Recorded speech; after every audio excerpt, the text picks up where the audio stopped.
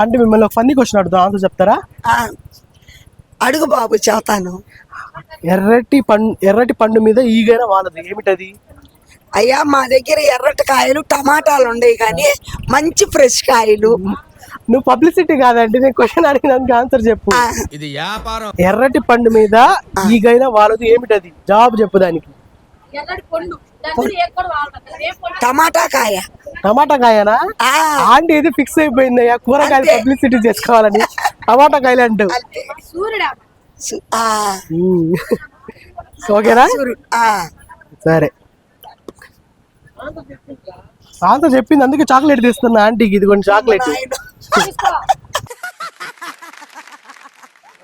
Aunty నిన్ను funny question అడుగుతా, చెప్తావా? చెప్పు. ఆంటీ, ఒక గుర్రానికి 4 కాళ్ళు ఉన్నాయి, అయితే ఒక కాలు విరిగింది, అయితే అప్పుడు ఎన్ని కాళ్ళు ఉంటాయి గుర్రానికి? 3 కాళ్ళు ఉంటాయి. కాలు విరిగితే 3 కాళ్ళు ఉంటాయి. 3 కాళ్ళు ఉంటాయి. అంతేనా? అంతే. విరిగింది అంతే. ఇరిగిందంత అయితే 4 ఉంటాయి.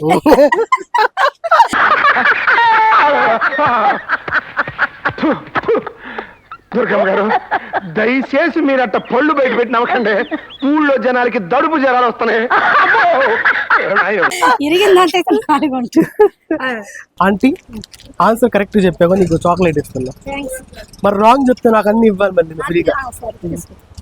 ప్లీజ్ లైక్ చేయండి, షేర్ చేయండి, సబ్స్క్రైబ్ చేయండి, వీలైతే కామెంట్ కూడా చేయండి.